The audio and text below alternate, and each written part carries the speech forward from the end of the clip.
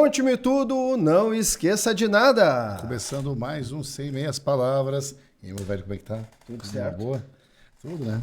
A gente tava conversando aqui em off, né? E educação é sempre uma coisa muito bonita da gente conversar, né, cara? A gente dá um brilho nos olhos, né? E hoje, desde que eu acordei, eu tô me exibindo. É? Eu falei pra minha esposa assim, a gente vê o tamanho de um podcast pelo tamanho do convidado. Olha aí. Hein? Nós estamos nesse nível Nós hoje. sempre trazemos convidados bacanas aqui, né? Sim, mas hoje é uma pessoa que a gente acompanhava de tão longe, tão perto nas oficinas. Exatamente. Pra quem tá vendo já viu a thumbnail lá, Já- né? Já sabe já mais sabe. ou menos, né? Já deve estar nos assistindo por conta disso, né? Então, vou apresentar o nosso amigo aqui. Hoje nós estamos aqui com o Doug, né? E eu, de cara, assim, eu já vou fazer uma pergunta para ele que eu fiz antes, né? Mas eu quero saber por ele. Eu disse, não, explica antes, porque, né? Doug Alvoroçado, cara. É isso aí. Cara, seja bem-vindo ao Muito podcast Sem obrigado, Meias meus Palavras, irmãos. cara. Tudo de bom. É nóis. De cara, eu quero que tu me explique assim, né? Já vamos falar com a pessoa, tem que saber o nome e a descrição, né, toda, né? Porque a gente encontra ele no Instagram dessa forma, né? Dessa forma. Com vários seguidores lá, fãs. Oh, não tem fã não, só tem amigo. Vamos lá. Então, é uma história curta e longa ao mesmo tempo. Assim, na Bíblia muitas pessoas mudaram de nome, né? Jacó virou Israel, Sarai virou Sara, Abraão virou Abraão, né? E eu estava num momento da minha vida meio doideira e eu desmaiei. E nesse desmaio eu tive uma experiência espiritual. Pra quem acredita é muito legal, pra quem não acredita, tá tudo bem. E aí nessa experiência espiritual, uma voz vinha falar comigo e falava assim, ó, tô mudando teu nome porque as coisas vão começar a dar certo a partir da mudança do teu nome. E aí a pessoa falou o nome Doug Alvoroçado. E eu não gostei. Eu não gostei. Eu falei, que Doug Alvoroçado? Que negócio de nome é esse, Doug Alvoroçado? Mas tudo bem, eu ouvi, não vou discutir com a voz do céu. Falei, beleza, tudo bem, mas ó, a minha opinião é não. E aí, levantei, eu tava molhado, só imagina assim, 10 pessoas ao redor de você, assim, você desmaiado. Aí eu falei, cara, tive uma visão muito doida, assim, tive uma viagem. E nem usei nada, tá, gente? Eu tava purinho. E aí, beleza. Aí, terminou a noite, eu fui pra casa. Quando eu cheguei em casa, tinha um cara que eu nunca vi na minha vida. Hoje eu conheço ele. Na porta da minha casa, com uma bíblia gigante, aquelas embaixo do braço. Eu falei, o recado veio em casa. Aí o cara virou pra mim e falou assim, olha, eu não sei o que eu tô fazendo aqui, Deus só mandou falar uma coisa pra você. Mandou você ler um versículo aqui. E o versículo era, estes que têm alvoroçado o mundo têm chegado até vós. Aí eu falei, pronto, não, já entendi, beleza. Só que eu ainda não conseguia usar, assim, alvoroçado, porque é uma palavra que não era do meu vocabulário, assim, E aí, muito pelo contrário, eu fui numa reunião de brand, a pessoa, não, tem cedilha não é bom, o nome é grande, tem que mudar. Eu falei, tá doido? Não. Mas aí, quando eu falei, quer saber? Eu vou mudar o meu nickname ali, mudei meu nick. Naquele ano, a minha vida mudou. E mudou. Eu acho que eu mudei, a minha vida mudou, as coisas melhoraram, eu entendi quem eu era no mundo, eu entendi minha missão no mundo. Então, é Doug Alvoroçado. E assim, é o nome que eu recebia. E pra mim faz muito sentido. E pra quem me conhece, fala assim, não, você sempre foi Doug Alvoroçado. E aí, quem me fala pelo nome de nascimento, né? Uma vez botaram lá numa planilha lá de viagens, lá, o fulano, nem fala meu nome de morto. Meu nome trans. Eu boto lá, mas quem é esse? Eu falei, esse menino morreu. Ó, esse menino. Mas pra mim foi uma coisa... Aí agora já tá no passaporte, já tô mudando identidade, já tô mudando tudo. Agora é Doug Alvoroçado, tá, gente? Não precisa nem mais discutir. Mas também com um recado desse, né, cara? Não tinha como não... Tu não atender, né? Porque... Mas a gente é cabeça dura, né? É verdade. Mas a gente é assim, mas não existe coincidência na vida, né? Não existe. Eu cheguei a essa conclusão que não existe coincidência na vida. As coisas acontecem assim e parece que tem... Parece não, tem, né? Tem. Alguém, algo, né, que te manipula tudo, né? E te coloca tudo no lugar certo, na hora certa. Verdade, concordo plenamente. E ontem nós estávamos vendo aquela maravilhosa palestra do Doug. E de cara, assim, eu me lembrei nós temos aqui a Escola para Futuros Youtubers, acho que o Zé te comentou um pouquinho, né? Com certeza. É um curso que vai começar agora, perto do meio do ano, a gente tá alinhando outra turma. E me lembrei de cara, né? Porque tu começou com um jeito que se explica aqui. Que a gente é sempre ideia conversa. como que eu consigo a atenção das pessoas? Em poucos segundos. Em poucos segundos. Porque se eu faço um vídeo do TikTok, se eu não pegar em 3 segundos, 5 segundos a pessoa já era. Escrolou. Né? Já era. E no YouTube, 10 a 15 segundos ali, se tu não pegou a pessoa, já era também. A pessoa já te muda, sai do teu canal, né? Se tu tava te seguindo, te deixa de se seguir, né? Então, achei uma técnica extraordinária, porque tu veio com a ideia da tua vida, que tu tava... Me lembrei muito do que eu costumo fazer muito em sala de aula, as brincadeiras com os alunos, né? Eu brinco muito com eles, assim, e conto histórias. Tu conta muita história da tua vida. Eu digo, mas através da história da tua vida a gente conhece muita coisa do nosso conteúdo também depois. Então, né? Esse é o intuito, então tá legal. Então eu queria ver assim contigo, Doug. Da onde que começou primeiro a ideia da educação, né? De ser educador? E depois, como é que tu fez esse link todo aí para chegar nesse patamar que tu tá hoje, assim, de, né, sabe o link certinho de pegar as pessoas? Porque quando a pessoa faz uma palestra e às vezes tá falando bastante, tem uma hora que a gente, né, tem que falar muita coisa técnica. Uhum. E aí tem um momento que a gente tem que trazer as pessoas de volta pro nosso papo, porque às vezes a pessoa vai esmorecendo, né? Então eu queria saber de ti, como educador, né, a tua trajetória e como que veio esse clique. Então, meu irmão, vamos lá. A minha trajetória na educação, eu acho que começa comigo, aluno. Eu me apaixonei tanto pela escola que eu falo assim, eu sou o pior aluno de todos, que eu entrei na escola e não saí até hoje, né? Quando eu me formei, eu voltei para a escola como professor. E eu sempre fui muito apaixonado pela escola. Acho que a escola, para mim, foi uma experiência que deu muito certo. É um lugar incrível. Eu fiz meus amigos da vida, eu aprendia. E minha mãe era professora de história, né? Eu falo, né, que eu detesto, desculpa aí, né? Mas eu detesto história, porque eu não consigo aprender de jeito nenhum. Mas e aí eu consigo... Eu me apaixono pela escola. E lá no comecinho, lá na minha época chamava CA, hoje é primeiro ano, né? No CA, a gente recebeu na escola, né? Era o meu primeiro ano, eu era muito novinho, entrei no CA muito cedo, porque eu tenho um irmão que é 1 ano mais velho, então ela botou ele na escola para ele não chorar, me botou junto. E aí eu fui embora junto. Né? E aí nesse ano, e era uma escola... Não vou dizer que era riquinha, mas era uma escola melhorzinha, assim. Uma escola de bairro, mas uma escola melhorzinha. E aí na escola tinham 3 esquisitos. Era eu e meu irmão, que nós éramos 2 únicos negros. E esse menino que era um menino surdo.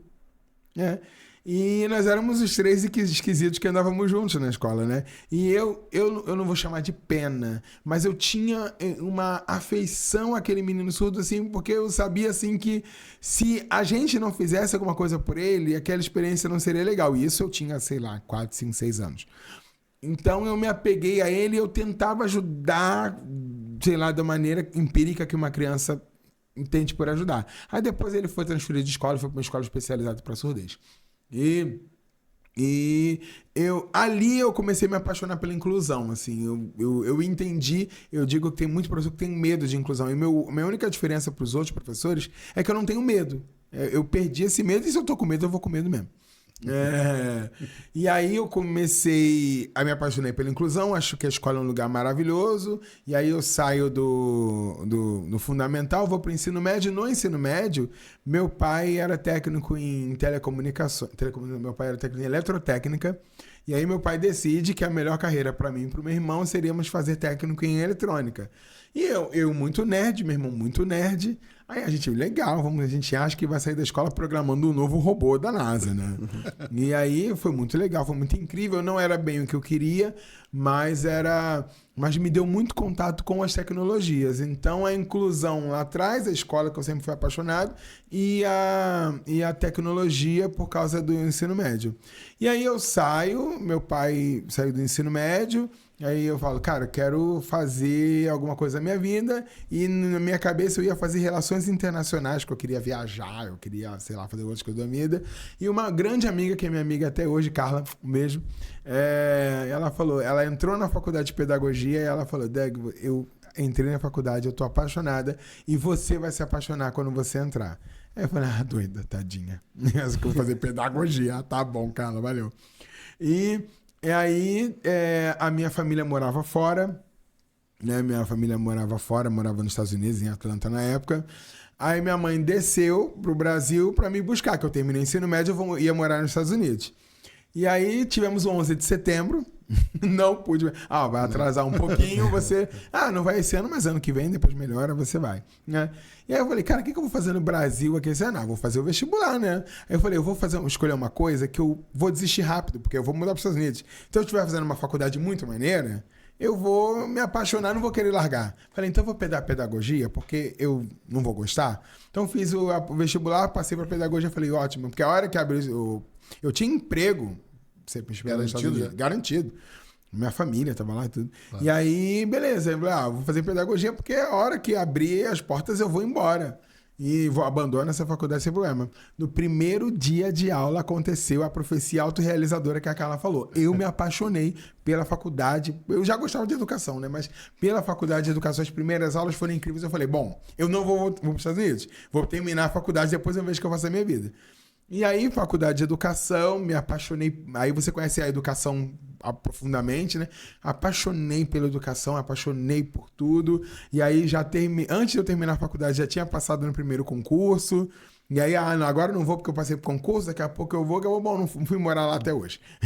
Quem tá me esperando até hoje. E a família mora lá ainda, Gui? Não, minha mãe desceu, aí depois minha tia desceu, minha tia chegou a falecer, o meu tio foi pro Canadá, virou senador canadense, mas já desceu, a minha tia subiu, é uma troca-troca, é uma coisa maravilhosa. Minha família, pra entender, é pior que a novela das 8.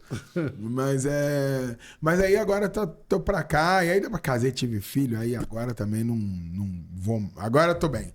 Fui a passeio, é mais legal. A vida dele é mais ou menos parecida que nem a nossa. A vida de professor é uma vida corrida, né, cara? Não, é apaixonada.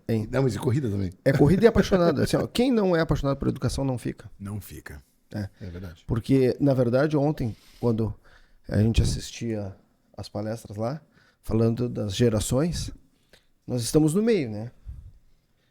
A gente conviveu com os avós de uma forma, agora a gente trata os nossos alunos de uma outra forma, e o professor é isso. Ele tem que estar disposto a mudanças, a melhorar todos os dias. E nós pegamos uma geração assim que nem o Doug comentou lá na palestra, né? Que a gente pegou uma geração que não sabia o que era o computador. Por exemplo, no meu caso, quando eu entrei na escola, eu falo para os alunos, não existia sala de computação. Eles, mas o que tinha? Eu digo, na quinta série tinha uma sala de datilografia na escola, que casualmente, agora esse tempo, meu pai estava falando para mim, Leandro, aquela sala eu ajudei a montar, porque ele era do Grêmio, da escola, e aí a gente fez uma festa lá e comprou todas as máquinas de datilografia. Aí eu cheguei a fazer um curso de datilografia. Depois, quando eu estava já nos meus 16, 17 anos, o computador começou a vir, né? Ainda lento pra caramba, né? Aí depois a tecnologia do smartphone, toda essa, né? Banda larga, né? Mas a gente vivenciou um momento ímpar da nossa história, né? Mas a questão de ser saudosista, né?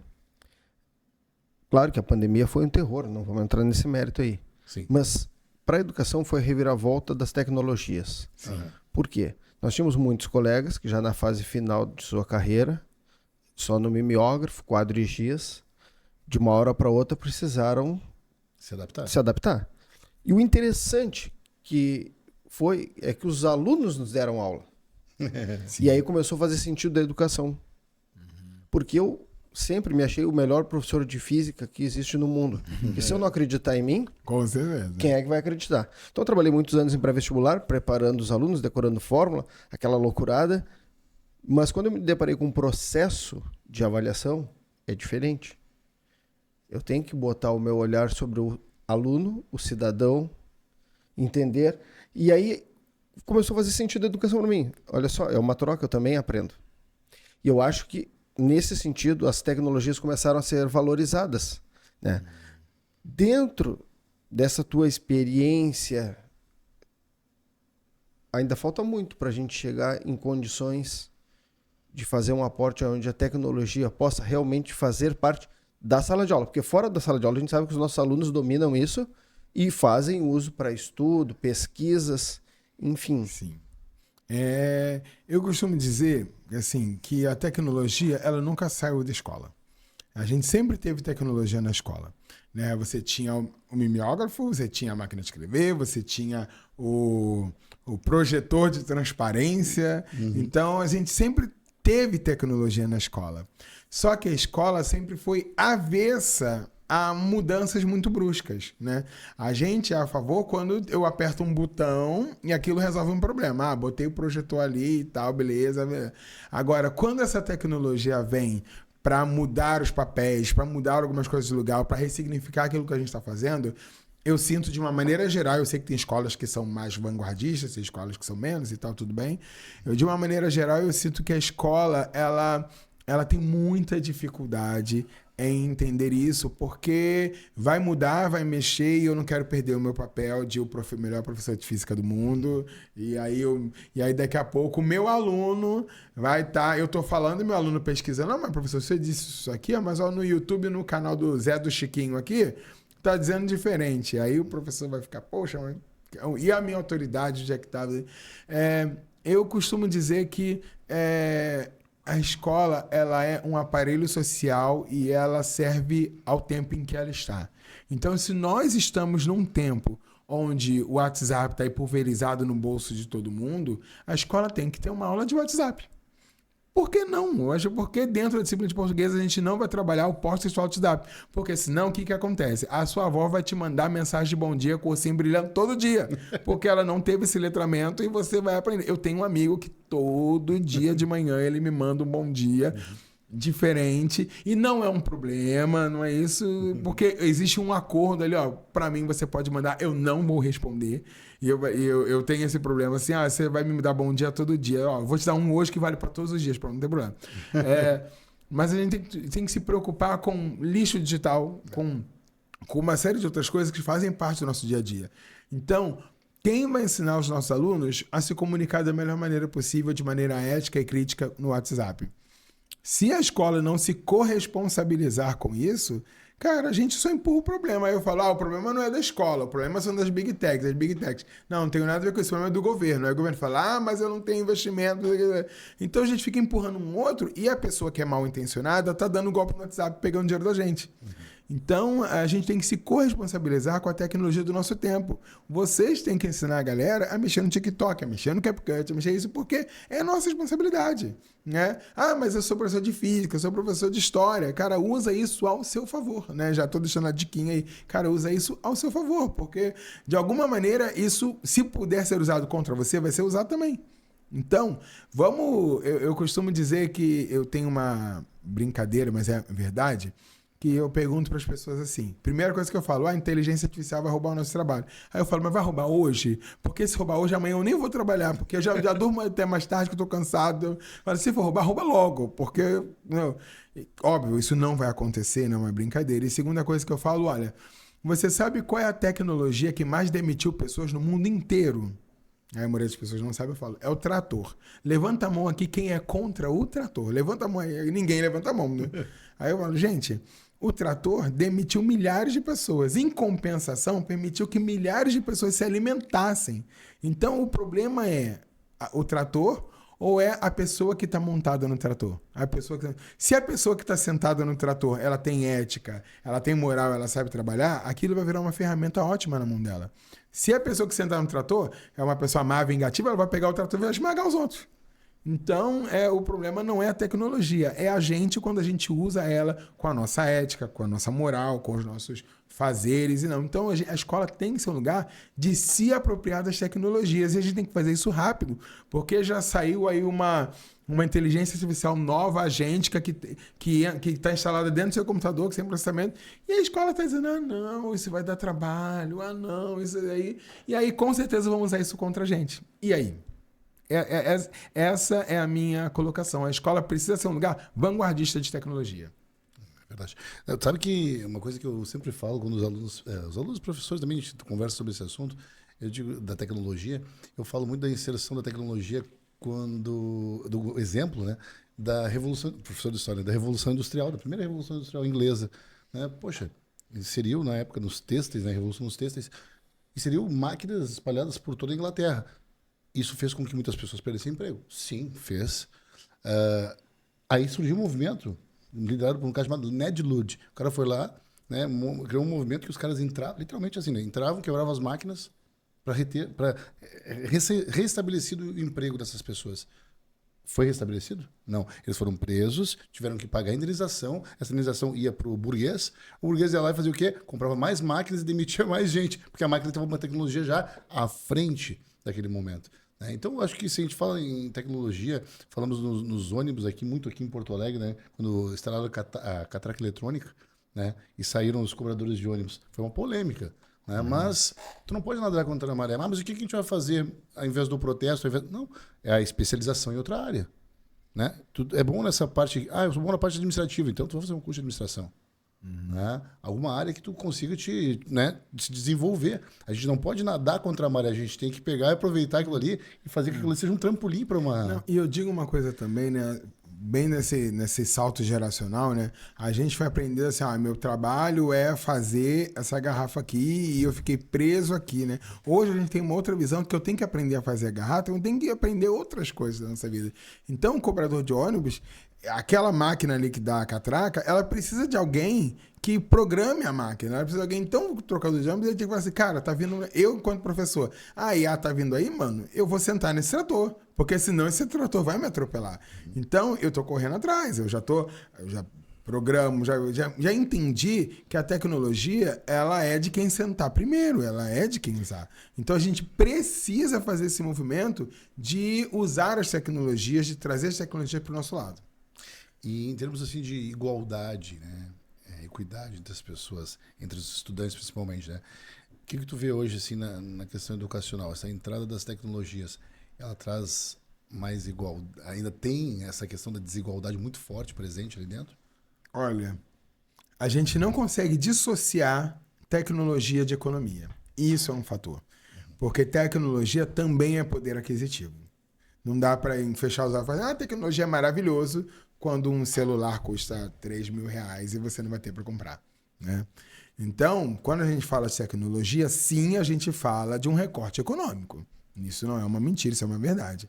Mas a gente precisa entender que existem diversas tecnologias. Eu tenho um celular de R$17.000, mas eu tenho um celular... essa semana eu vi no Ceará uma loja vendendo celular a R$10, né? Deu quebrar pau, mas eu tava lá, né? E aí, então existem tecnologias diversas, né? E a gente precisa se adequar a elas, a gente precisa aprender a usá-las, a gente precisa entender quais são as tecnologias que estão próximas a mim. Mas é isso, eu acho que nós professores, nós alunos, nós família, precisamos entender até onde meu braço alcança, né?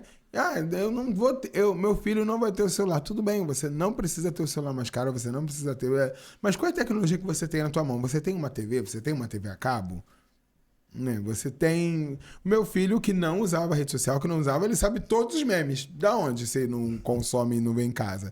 Então, as pessoas consomem, se comunicam, né? Trazem o ambiente virtual para dentro, para fora do ambiente virtual.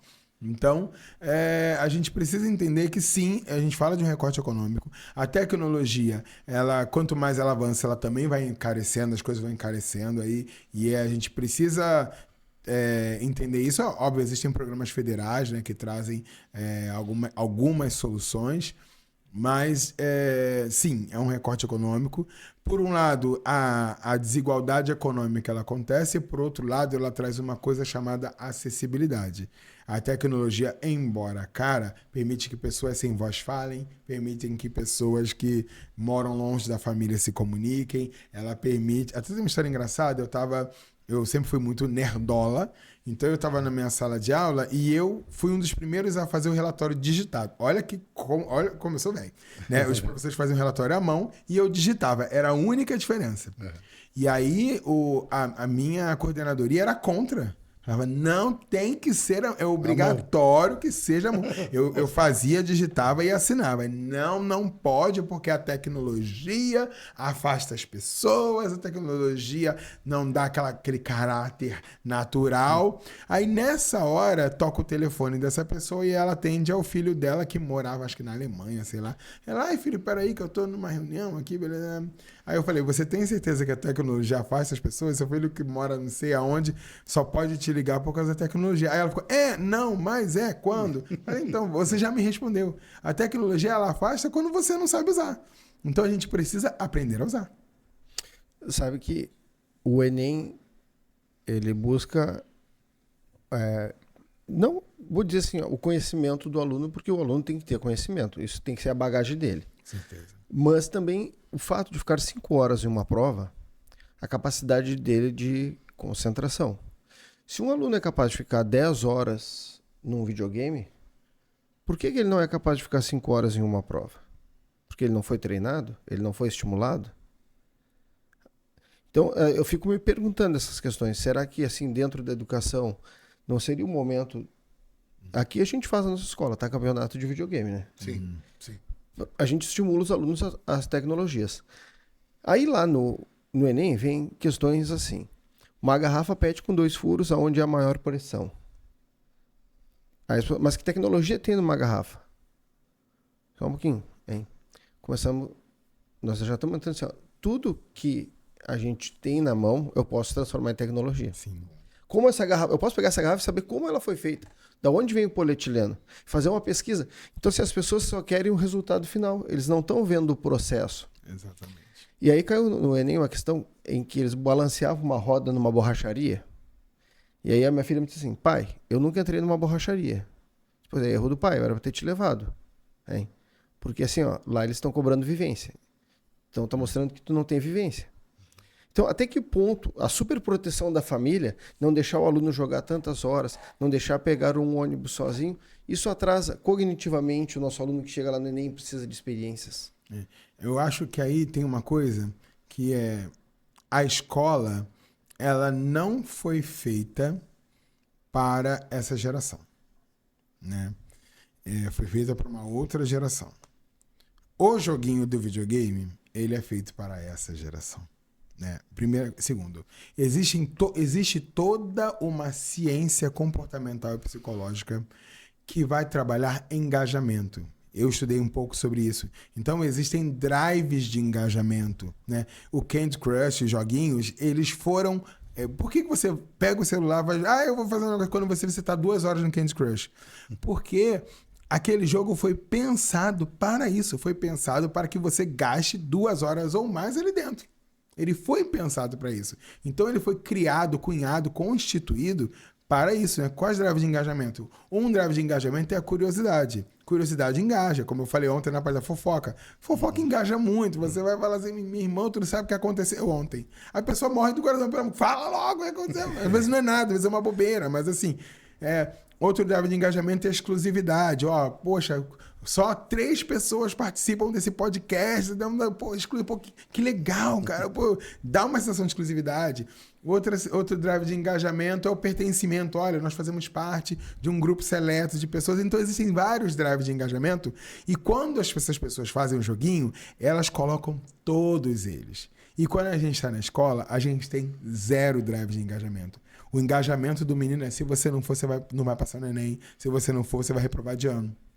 Aí, quando o menino faz bagunça, o prêmio dele, não é punição, é prêmio, né? Você vai ficar um dia em casa.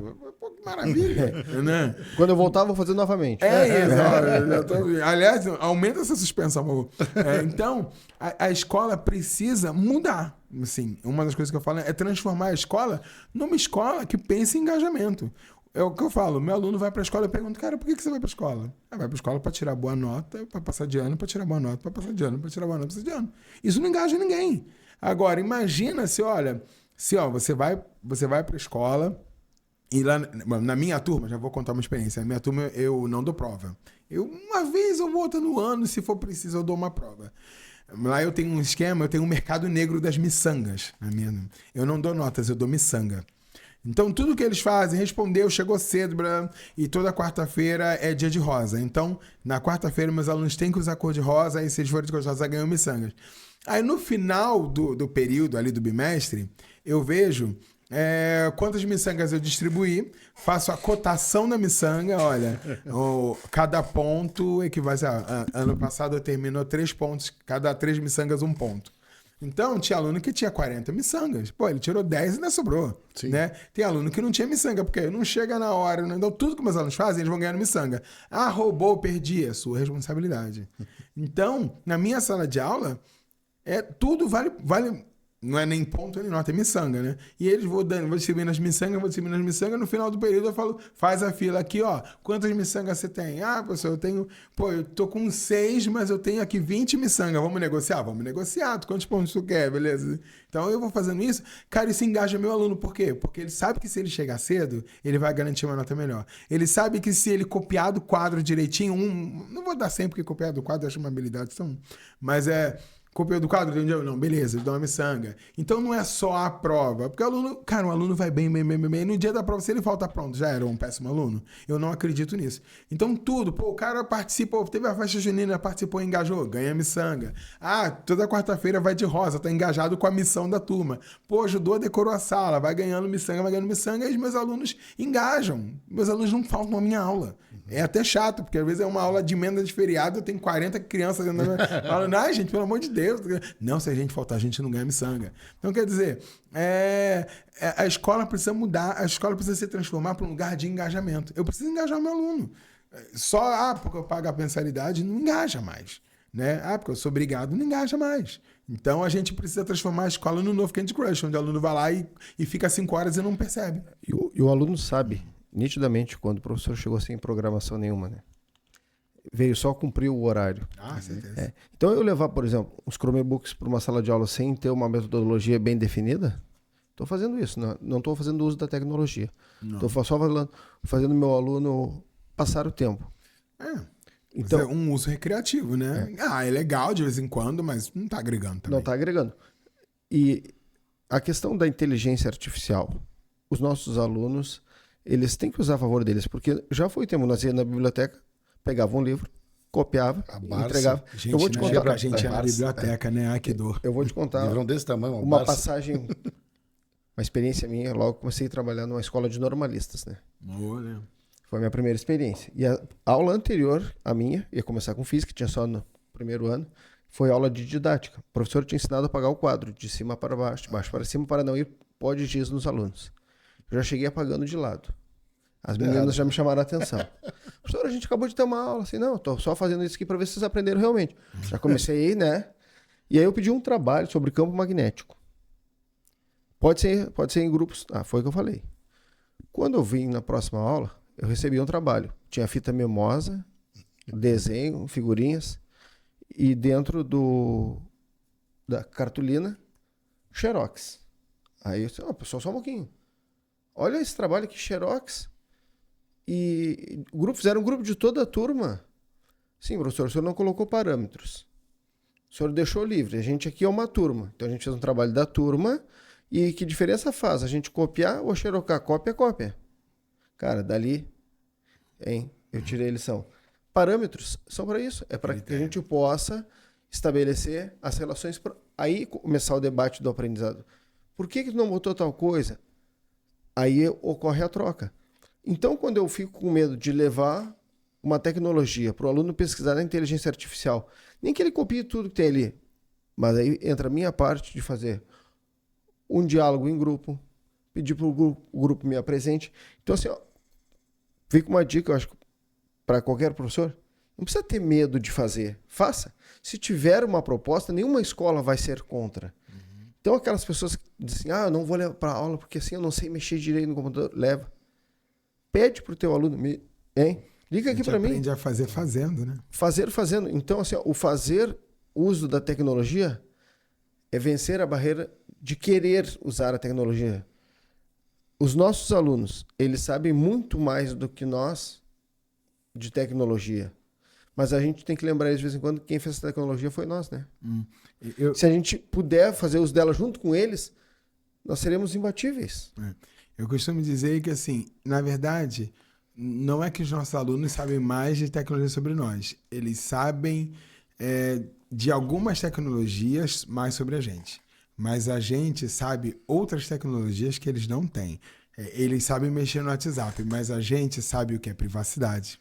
A gente sabe o que é ética, a gente sabe o que é moral, a gente sabe um monte de coisa que se eu juntar o que ele sabe com o que eu sei, a ferramenta fica poderosíssima. Eu fui dar uma palestra, já tem um tempinho, e aí uma professora de direito levantou a mão e falou, professor, muito bonito, você falou sobre inteligência artificial. Muito bonito você falou, então eu quero que você me responda uma coisa.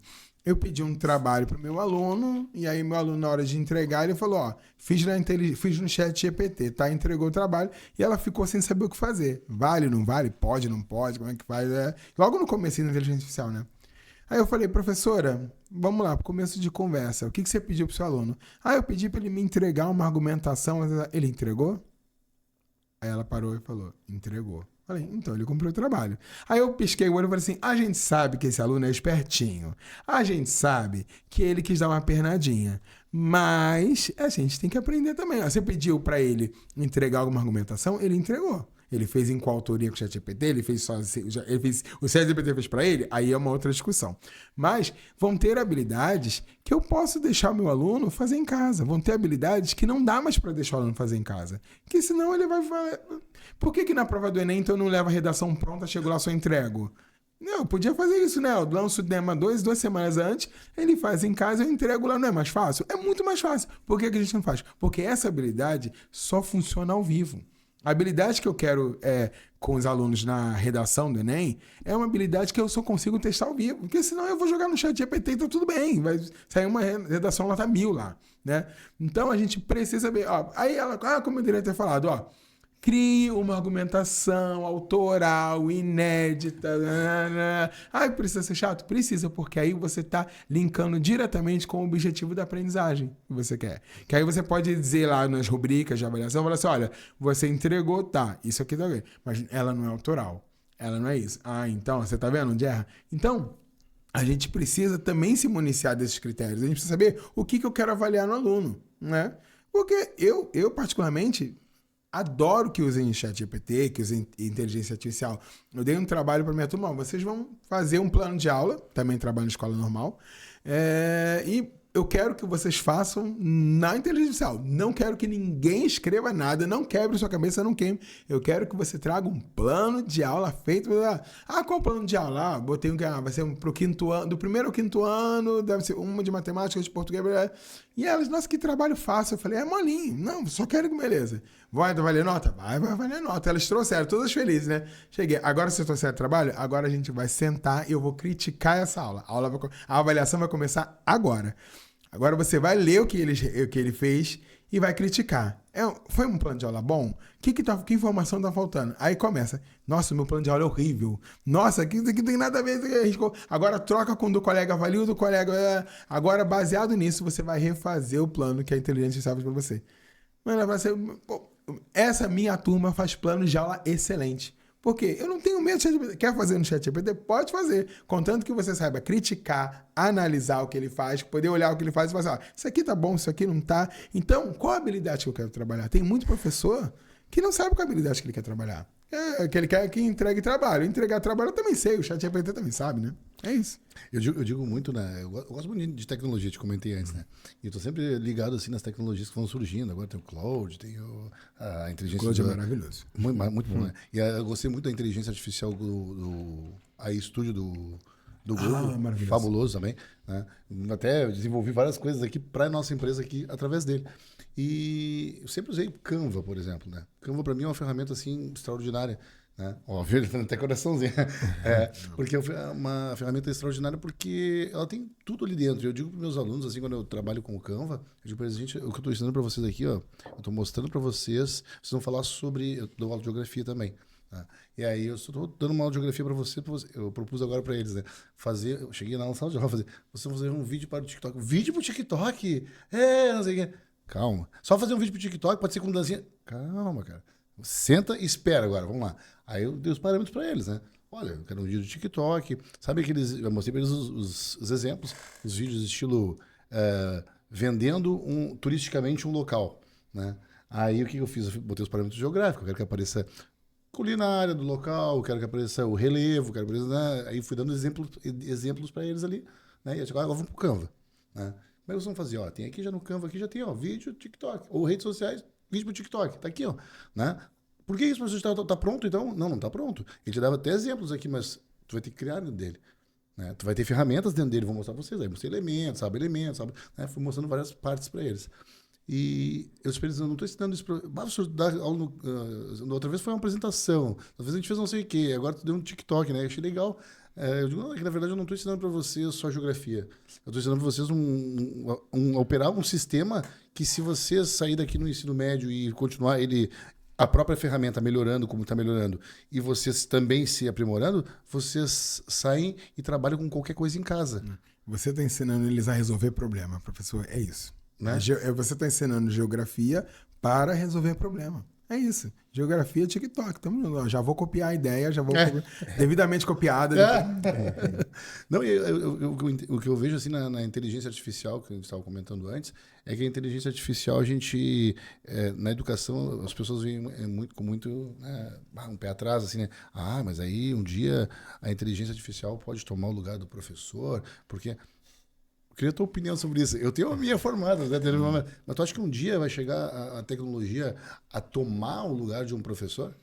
Eu diria para você que enquanto o Arnold Schwarzenegger não voltar, eu acho que pode ficar tranquilo. Se o Arnold Schwarzenegger voltar, e aí é Linda Hamilton, né? Se a Linda Hamilton quiser aparecer na sua rua, aí a gente vai começar a se preocupar. Se isso não acontecer, você pode ficar tranquilo. Porque eu falo, né, que eu trato muito bem minhas inteligências artificiais, porque eu já vi Exterminador do Futuro. Eu sei que elas podem voltar contra mim. Essa é a minha regra. Aí eu dou bom dia, dou boa tarde. Eu falo, o dia que ela vai me ter como um aliado. É a única dica que eu dou. Mas eu acho que não, professor. Eu vou voltar à história do trator. Um trator não substitui 100 pessoas. Uma pessoa montada no trator substitui 100 pessoas. Então eu falo, você não tem que ter medo na inteligência artificial. Vocês têm que ter medo de mim, que eu sei usar a inteligência artificial. Eu sei roubar o seu emprego. Então, eu acho que não. Eu acho que isso é uma falácia, uma bobagem. Óbvio, em algum lugar a gente se perdeu, né? Eu vou fazer um exemplo que eu falei ontem. Eu queria que a inteligência artificial lavasse a louça enquanto eu escrevia um livro.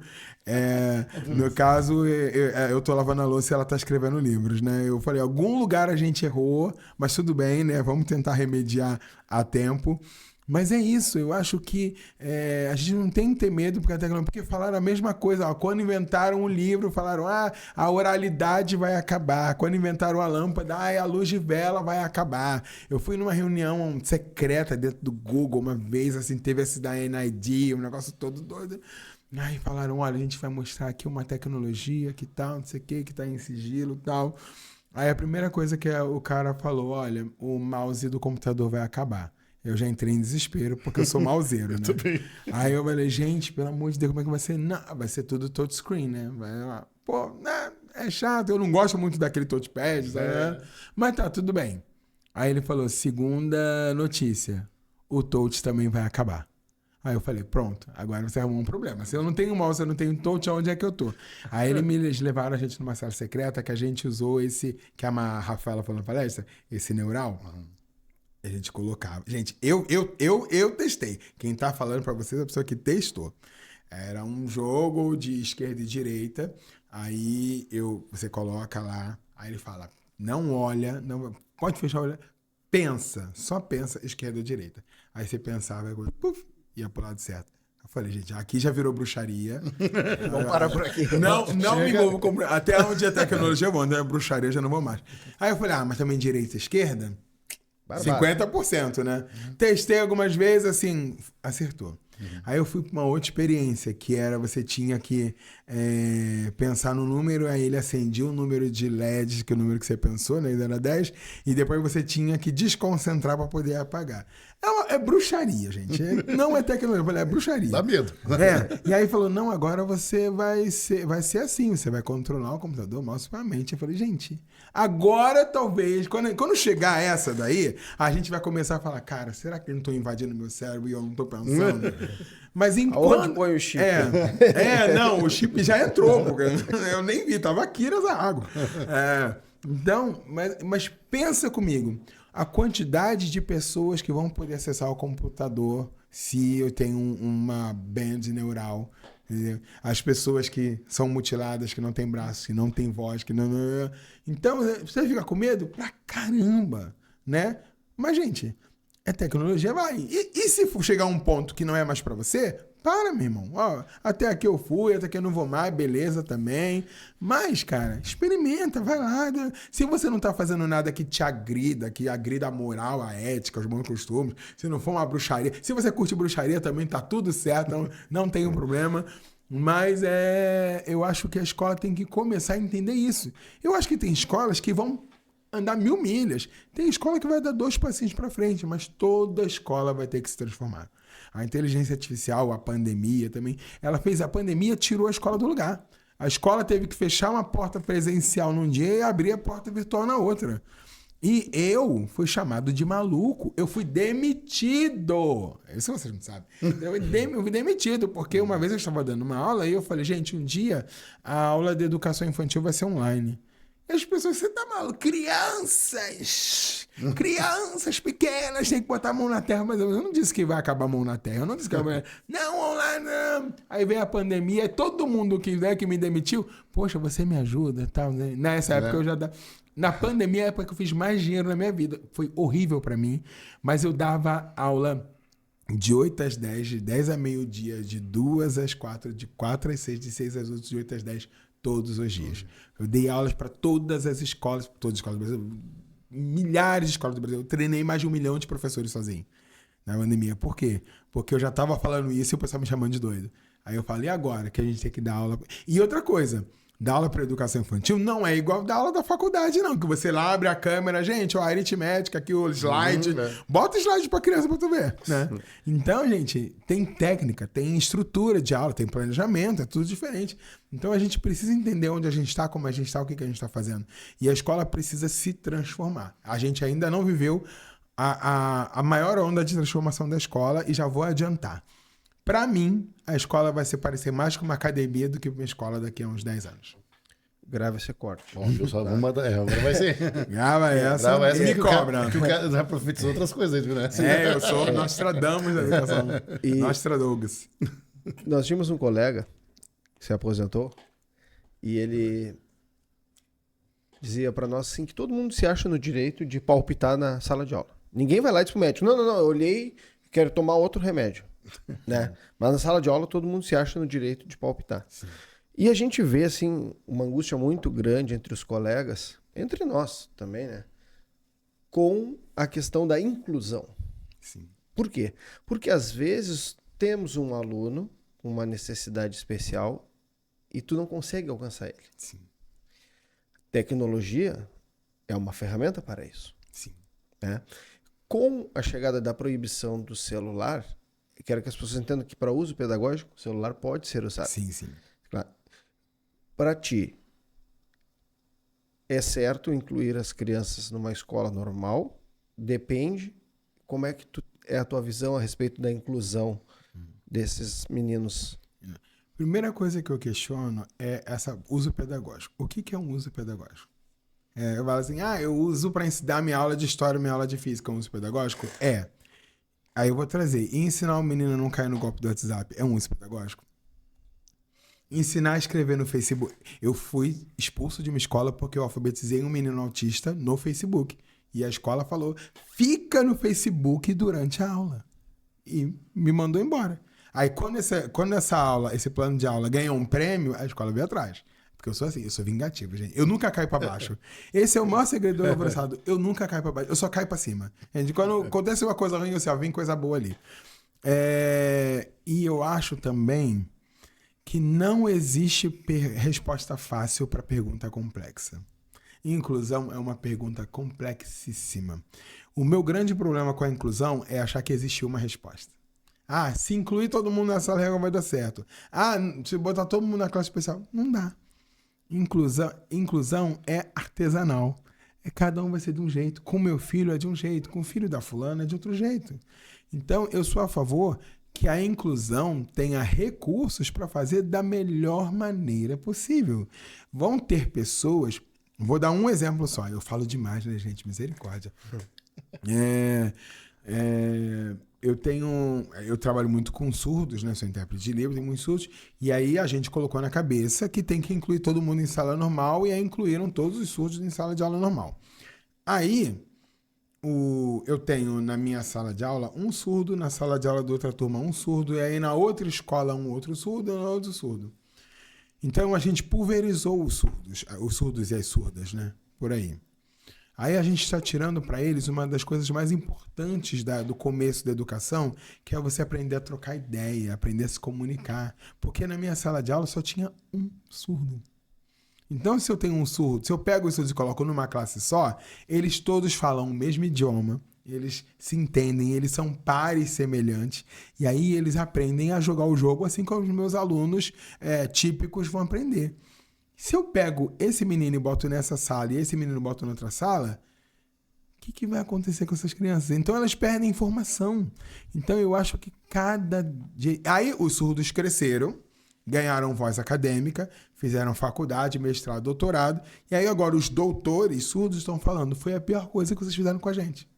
A gente não quer não quer ser incluído. A gente quer que os surdos fiquem juntos. Depois que a gente já aprendeu a falar, que a gente já aprendeu o idioma, que a gente já aprendeu tudo, aí tudo bem. Aí a gente quer ser inserido no meio da sociedade. Mas antes disso, vocês estão prejudicando a aquisição de língua do surdo. Então, cada um é de um jeito. Vão ter alunos que vão se beneficiar de estar numa turma regular. Vão ter alunos que vai ter que ficar metade aqui, metade ali. Vai ter aluno que vai ter que ficar só aqui. Vai ter aluno que precisa de mediação. Vai ter aluno que vai precisar só de tempo extra. Vai ter aluno que... Eu tive um aluno, gente, que eu entrei para ser mediador dele e foi o trabalho mais fácil do mundo, porque ele só precisava de organização. Então eu baixei o Google Agenda no celular do menino e ensinei ele a usar, trabalho de casa, coloca aqui na agenda. Como faz trabalho de casa? Anota o trabalho de casa. Eu organizei a vida dele. O menino hoje faz faculdade na Inglaterra. É uma pessoa com deficiência intelectual. Quer dizer, o meu trabalho, ele ganhou asa. Entendeu? Então, inclusão, cara, cada um vai ser do jeito. O problema é que todo mundo quer meter a mão. Todo mundo quer ser o pai do filho, né? Então, não, tem que incluir todo mundo. Não. Eu sempre fujo do todo mundo e do ninguém, do sempre e do nunca, todos os extremos fujo. Você vai falar, todo mundo é muita gente. Ninguém também é muita gente, né? Então, eu acho que as escolas deveriam fazer isso. Qual é o problema de ser um serviço artesanal? Ele não é escalável. E aí, quando você fala que educação é um produto capitalista e não é um direito, e aí a gente quer ganhar dinheiro, como é que eu vou escalar o dinheiro se ele é artesanal? Aí, você entende onde é que reside o problema da inclusão? Uhum. Eu quero um negócio que eu aperto um botão e roda e dá certo. Com a inclusão, não vai dar certo. E com a educação, vai ser igual. Estou dizendo, a educação vai se parecer mais com uma academia do que com uma escola. E já vou dar segunda para você. Você vai receber, na academia, você chega lá, você recebe a sua trilha do dia. Hoje você tem que fazer esse exercício. Vai estar lá, vai ter um profissional te acompanhando, personalizado, vai ter hora que ele vai te deixar sozinho, vai ter hora que ele vai estar do seu lado, vai ter hora da pausa, vai ter hora, você volta à noite, chega em casa, você come isso aqui para melhorar, você acabou. Escola vai ser assim, gente. Você vai chegar, hoje você tem que cumprir essa agenda, essa aula que você vai assistir com os colegas, essa aula você vai fazer sozinho, essa aula vai ter um tutor, essa aula vai ser uma palestra, essa aula aqui vai ser uma trilha de aprendizagem, vai ser isso, chegando em casa você faz isso e compra, beleza e tal. Vai por mim. Vai por mim. E se não virar, eu vou forçar a virar. Agora tem que fazer valeu. E ligando essa questão da tecnologia da inclusão. Ontem tu apresentou para nós umas coisas bem legais, que alguns programinhas, alguns sites, né, que usam inteligência artificial. Né? Eu estava conversando com a nossa colega do AE, Isabel, aqui na Isabel, maravilhosa. Os melhores profissionais do mundo são os AEs. É verdade. Uhum. E ela nos dá um auxílio, assim, um suporte gigante, né? E eu estava trocando uma ideia com ela de um aluno que tem ali, que já tem do ano passado do sexto ano, ele está no sétimo agora. Né? E aí, no ano passado, eu trabalhei com ele, conhecendo ele ainda, né? Porque é a primeira vez que eu tinha contato com ele, primeiro trimestre, segundo trimestre. Então, eu fui muito da questão dos hiperfocos que ele tinha. Ele tinha, né? O Sonic, ele era, né? Coisa. Então, eu pegava e dava aula de história para ele aqui. E aí tinha Egito, Mesopotâmia, né? Então, eu comecei a fazer impressos primeiro, né? Ele tinha uma motricidade péssima, assim, sabe? E aí vamos trabalhar uma motricidade, vamos trabalhar as coisas mais básicas, né? Se ele é um aluno que não consegue, né, ler sozinho, que ele não consegue, né? Então vamos trabalhar o que dá, né? Pra gente potencializando primeiro as coisas mais básicas. Né? E aí, esse ano, no sétimo ano, né, ele veio, hiperfoco dele, eu vi que ele tá com gibi, né? E aí eu, legal, tu gostou do gibi, né? Ele tava lendo algumas coisinhas e tal. E aí eu disse, tu gostou de gibi? Eu gosto da Turma da Mônica. Ele fala pouco, né? Gosto da Turma da Mônica e tal. Tu gosta da Turma da Mônica? Eu também gosto, tá? Comecei a trocar uma ideia com ele ali. Começou a falar mais já, né? E aí, o que eu fiz? Fui na inteligência artificial, gerei o gibi medieval, né? É isso que eu digo assim, ó. Sim. Aí eu te pergunto assim, ó. A inteligência, ela tem que vir para ser tipo um braço direito do professor ou para ser o vilão da história, né? E não é o vilão da história, eu acredito, né? Dessa forma. É isso. Eu digo, a inteligência foi sua, o artificial ficou com ele, é só isso, né? Bom, cara, Turma da Mônica, dá pra trabalhar tudo. E eu gosto muito de falar que o meu papel enquanto professor é levar o aluno do ponto A até o ponto B. Só isso. Qual é o ponto A? É onde ele já tá, o que ele já sabe fazer, qual é o hiperfoco dele. Ele tem hiperfoco de Sonic. Sonic é ótimo para trabalhar física, velocidade média, é ótimo, né? Aí o Sonic correu muito, voltou no tempo, foi pra Mesopotâmia. Gente, inventa. Eu já inventei cada coisa ruim, mas que deu certo. A Turma da Mônica. A Turma da Mônica tem... Você pega aqueles personagens, você joga em qualquer lugar da história que você tiver e faz o que você quiser. O Maurício de Souza não briga com a gente. Agora a gente já tá apaixonado por eles. E é isso, você trazer o aluno do ponto A para o ponto B. O meu problema, quando eu falo com os professores, aí eu brigo com eles, é que o professor, ele é o profissional do planejamento, mas planeja mal. Nós planejamos muito, mas planejamos mal. Porque no nosso planejamento, assim, o nome do aluno é Joãozinho, tá? Eu quero que o Joãozinho saiba tudo sobre a Mesopotâmia na prova. Eu também não sei nada. Eu não sei tudo sobre a Mesopotâmia. Como é que eu planejo uma coisa assim? Agora, imagina se eu planejar diferente. Se eu dizer assim, o João vai saber a responder que no período da história tal, é a Mesopotâmia, na prova que é daqui a 2 semanas. Olha como está muito mais quantitativo, quanto está muito mais específico, muito mais temporal, muito mais afiado esse planejamento. O problema é que eu falo assim, eu quero que o aluno seja alfabetizado. Gente, até hoje eu não sei escrever sessão, se é com X, com S, 2S. Eu pesquiso na hora, eu falo, gente, como é que é essa... Essa semana eu estava escrevendo, eu não sei falar até hoje, prestador de serviço. Para mim era prestador de serviço. Aí a pessoa fala, não, eu falei, gente, eu também não sou alfabetizado também.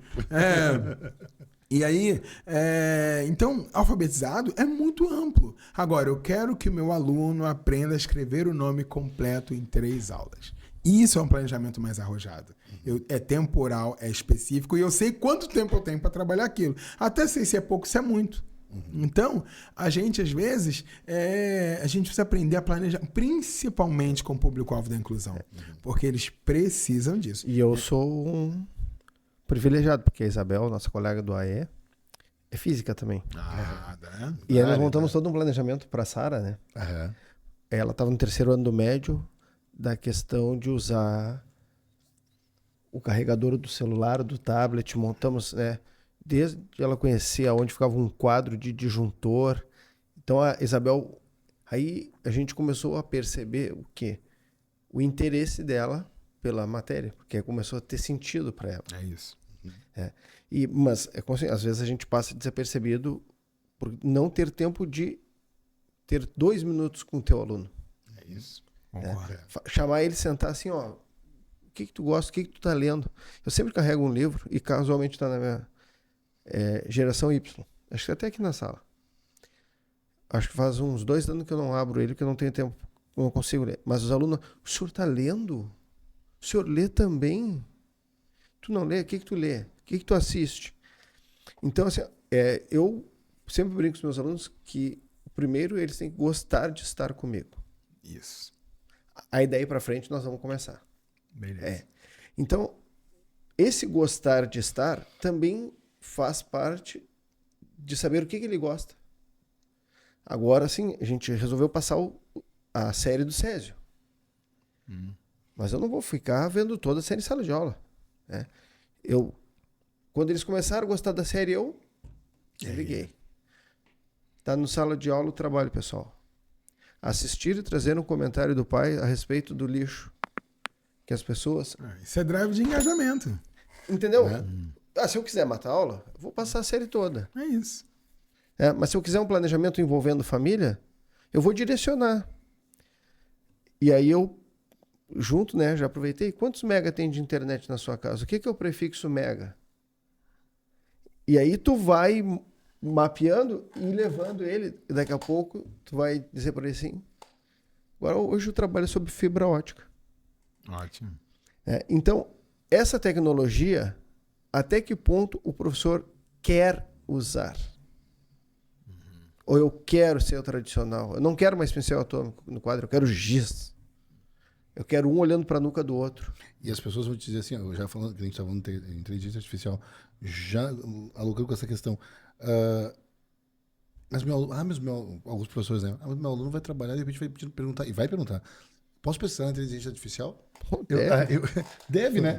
Que aí ele vai pesquisar aquilo ali, ele vai te trazer. Tu tá segmentando tudo que tu quer, né? Que ele pesquise. Se ele pesquisar ali ou pesquisar no Google, qual é a diferença? É isso. Sabe? Porque. Até tem diferença, Tem. Mas é. A gente sabe. A gente sabe. É isso. Mas eu quero que ele pergunto, aprenda eu essa quero te diferença. perguntar. Eu quero que busque. Se eu pedir para ele ir lá na biblioteca da PUC, que é a maior biblioteca da América Latina, vai ter algum acervo sobre isso? Muito provavelmente. Então, gente, sim, é importante a biblioteca. Oh, Nossa Senhora, pelo amor de Deus, maravilhoso. Mas também as tecnologias estão aí. É isso. Meu aluno, nesse trabalho do TikTok, os alunos me perguntaram. A primeira coisa que eles me perguntaram, eu sabia que ele fez essa pergunta. Né? Posso fazer o texto para. Nós podemos narrar? Podemos, né? Podem narrar, podem. Podemos usar a narração de inteligência artificial? Pode. Vai firme. Tu sabe mexer nisso? Não. Então aprende. Vai lá e faz. Ah, tá. Então tá, pode, tranquilo. E eu posso fazer na inteligência artificial o texto. Posso dar uma sugestão para vocês? Se eu disser que não, vocês vão para casa e vão fazer. Se eu disser que sim, vocês vão fazer o que eu estou pedindo. Faz um textinho primeiro de vocês, esboça um textinho bem simples, mas bem simplesinho sobre o assunto. Que ela responde o que tu pergunta. E depois... É saber a forma de perguntar. Exato. Aí depois você pega aquele, digita, joga dentro da inteligência artificial e diz assim, crie um script para um vídeo no TikTok de 40 a 60 segundos. Sabe o que eu me lembrei agora? Sabe? Teve um vídeo que eu fiz com os alunos que deu apenas 10 milhões de visualizações. Caramba, que coisa pouca. Era como eles me viam. 1,90 m, olho azul, loiro, corpo sarado. E aí eu falava isso para eles. É assim que vocês têm que me ver. Aí uma guria me perguntou, por que, professor? Porque se tu não tá me olhando assim, tem alguma coisa errada entre nós. Porque eu aqui nesse momento, se alguém invadir aquela porta armado, eu vou te defender. É isso. Então, eu sou aqui tudo para vocês. Me explorem. Vamos gravar, professor, vamos gravar isso aí. Deu 10 milhões de visualizações. Nossa, o pessoal do 9º ano vinha e comentava. E às vezes vou explorar esse vídeo ao meu favor agora. E às vezes os alunos estão muito envoltos nesses trends, né? E gostam disso, né? E às vezes tu gravar com um aluno ali, olha, pulverizaram a internet, já professores com os alunos, né? As pessoas às vezes criticam, mas você tá gravando com um aluno, tá fazendo não sei o que, expondo não sei o que. Não. Ele tá criando um vínculo com o aluno. É isso. Tá criando um vínculo com o aluno, né? É o princípio básico, né? Às vezes de não deixar não o cara à vontade de chegar e te questionar alguma coisa. Não era tomar até dizer assim, professor, eu acho que o senhor explicou errado. É isso. Então, mas vamos ver aonde que tá o meu erro. Por que tu chegou a essa conclusão? O cara já tá pensando, isso. Ele tá além. E é isso, assim, eu errei, mas eu errei ou a minha vertente é uma e a inteligência artificial está sendo outra vertente? Eu errei ou essas duas teorias, elas coexistem no mundo? Então é isso, a gente precisa urgentemente olhar as tecnologias como nós olhamos, como vocês olham, como uma ferramenta que vai me ajudar a resolver um problema. Tecnologia é para resolver problemas inclusive da sala de aula. Quem é o professor que está vendo, ou qualquer pessoa que trabalha em qualquer área, que não tem problema para resolver? Então veja a tecnologia como uma resolvedora de problema. Mas eu tenho fazer um trabalho assim. Cara, mulher, mete a mão na tecnologia. Eu não sei fazer, pede ajuda. A gente às vezes tem uma mania feia de não pedir ajuda, de falar, mas o que o Zezinho vai falar de mim se eu pedir ajuda pra ele? Ele vai falar de você o que ele sempre falou de você. Se ele gosta de você, ele gosta de você. Se ele não gosta de você, ele não gosta de você. Pronto. Não é porque você pediu ajuda que vai mudar a minha opinião sobre você. Perfeito. Então, a gente precisa pedir ajuda, a gente precisa aprender a falar assim, não sei. E duas coisas, a gente precisa saber o que a gente não sabe e a gente precisa saber quem sabe. Porque uma das melhores presentes que eu ganhei na vida é fazer parte de um grupo de WhatsApp onde eu tenho professores especialistas do Brasil inteiro. E aí, no começo, tipo assim, a programação, eu tenho que aprender a programar, inclusão, eu tenho que aprender a incluir, robótica, eu tenho que aprender robótica. Eu enlouqueci, não aprendi nada. Depois eu aprendi, ó, o que você é bom? Eu sou bom de física, eu sou bom de história, eu sou bom aqui de inclusão. Cara, então quando eu tiver com uma dúvida de física, eu vou perguntar pro Brasa. E pronto.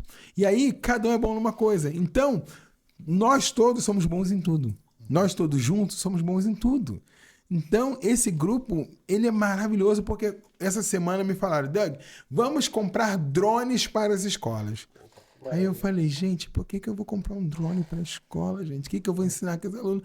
Aí eu falei, gente, olha, eu não tenho essa experiência, eu não tenho essa expertise, mas eu sei quem tem. Cheguei no grupo e joguei. Gente, alguém aí tem experiência com drone na escola? Eu já trabalhei, eu já dei uma oficina de pilotagem de drone na minha escola. Vou te mandar aqui a ementa. O outro, na minha escola tem, eu vou falar com o professor já entrou em contato comigo. Eu já fiz todo o planejamento de aula em drone. Que é uma profissão hoje. É uma profissão. Sim, é uma profissão. Principalmente no agro. Sabia?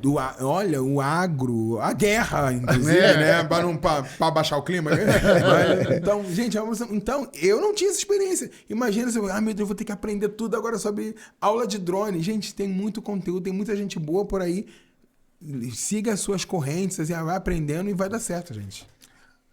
Cara, muito bom, né? Não, falando com quem sabe a expertise do negócio, né? Não, é aquela situação. A gente já, né, recorreu muitas vezes nas oficinas, né? Me explica isso, me explica aquilo. Mas é que nem ele me perguntou, eu vou confidenciar. Ele preocupado perguntou assim, tem que ir arrumadinho? E eu falei, nunca, do seu jeito, Aí assim, eu fiquei pensando, né? Como às vezes a gente tá tão longe, tão perto, quer conhecer as pessoas, né? Explorar. E aí, ontem quando começou a aparecer assim, nós já se olhamos, porque nós estávamos sentados longe, né? Porque você sentar perto de pessoas... sabe como é que é, né? Daqui a pouco tá passando chimarrão. Vira máfia. Olha a roupa daquela colega. Então, para evitar isso aí, a gente viu assim... Aí a gente já foi fazer o contato... Eu só olhei pra ele assim, vou falar com ele. Doug, assim, ó, a gente tá encantado, né?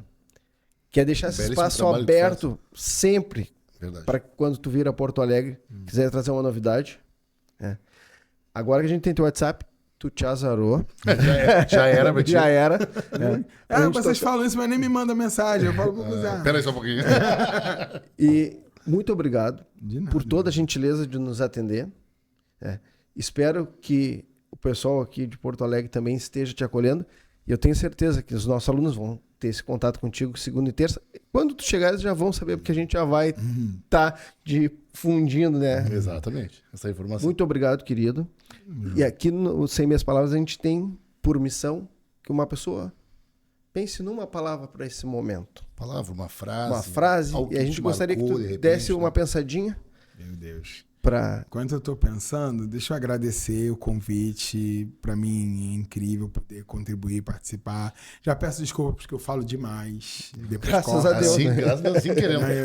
Eu sou professor, igual você. A gente faz. Se der o microfone, e eu sou professor e músico. Então, deu o microfone, se quiser, a Lady Gaga desce. Se descer um palestrante desce.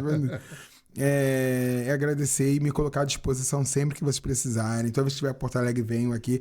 As novidades, as fofocas da tecnologia, eu sei todas. Então eu trago para vocês.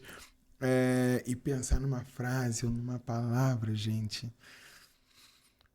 Eu acho que... Nossa, a gente falou tanta coisa legal. Mas eu vou falar numa palavra que eu acho que vai resumir aqui o que a gente fala. Eu acho que é urgência. Eu acho que esse papo é urgente. A gente precisa que as escolas se transformem para isso de maneira urgente. Então, mas a urgência é uma palavra feia, né? Uma palavra assim que vai dar medo, né, galera? A urgência é uma palavra, mas a educação transforma. Pronto, eu vou recorrer aos sábios. Muito bem. Cara, muito obrigado. Tamo junto, meu irmão. Muito obrigado. E se você está nos curtindo aí através do YouTube, né? Através do Spotify também, né? Pode ir no YouTube, você pode dar o cliquezinho no gostei, né? No curtir. Joinha. Joinha, né? Você pode dar um joinha e, mais importante ainda, para conteúdos assim como esse maravilhoso que nós fizemos aqui com o Doug, vamos fazer a inscrição no canal. Se inscrevendo no canal, se você não se inscrever no canal, você vai perder... Olha quantos temas a gente traz aqui para discutir, diversos, né? Então, Dá a tua inscrição ali, não dói, né? Não requer E contribui, valor, nada disso. contribui Né? para que a gente E possa contribui buscar. exatamente. E vai chegar, o YouTube vai lançar para mais pessoas, vai pulverizar essa informação na internet. E é isso que a gente quer. Que mais professores, mais alunos possam ver isso aqui e perceber, né? Olha, poxa, mais educadores, mais diretores de escola também, né? Percebam a importância da inclusão e da inclusão da tecnologia na educação. Né? Então, por favor, deixa aí a sua inscrição, o seu like. E agradecemos aí novamente ao nosso querido amigo Doug. E um abraço, meu querido. Eu que agradeço. Até a próxima. Sempre, até a próxima. Um abraço. Seja mais próxima. Tchau, tchau. Um abraço, tchau, tchau. Sem meias palavras.